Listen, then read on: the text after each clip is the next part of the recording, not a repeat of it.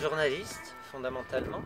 J'ai travaillé très longtemps à Sciences Humaines et je travaille toujours pour Sciences Humaines en tant que journaliste indépendant aujourd'hui. Et je m'occupe d'histoire, et spécifiquement d'histoire globale, qui est une discipline que j'ai découverte alors que je travaillais à Sciences Humaines.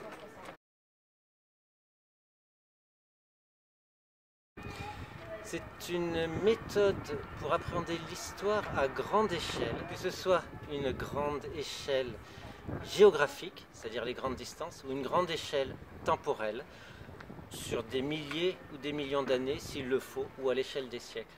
C'est une histoire qui permet de comprendre mieux les passés connectés et les passés comparés de l'humanité. Et pour cela, aux États-Unis et en Grande-Bretagne, on a développé des méthodologies qui permettent de s'attaquer à cette histoire.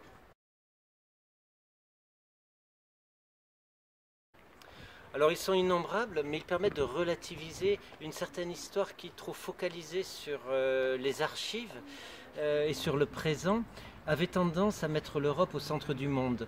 On voit par exemple que la Chine a eu beaucoup plus d'importance que ce qu'on croirait, et ce qui s'explique très facilement en fait, c'est que la Chine a été un des poids lourds démographiques de la planète, sinon le principal pôle démographique de la planète durant les 2 derniers millénaires. Un autre de ses acquis, c'est l'importance de l'environnement. C'est par exemple crucial dans la conquête de l'Amérique par les Européens au XVIe siècle. C'est parce que les Européens apportent des microbes que l'ancien monde, c'est-à-dire les Européens et les Asiatiques, ont acquis au contact du bétail que n'avaient pas les Amérindiens. Et donc les nombreuses maladies que les Européens apportent avec eux en traversant l'Atlantique vont faciliter leur victoire sur les populations indigènes. Et on n'explique pas sinon comment Cortés, avec 1 millier d'hommes, parvient à terrasser une structure militaire absolument impressionnante qu'est la Confédération aztèque, sinon parce que les maladies tuent la moitié des Aztèques en l'espace de quelques mois, notamment la variole, et que, en d'autres termes, les Amériques vont être dépeuplées par les maladies et aisément conquises.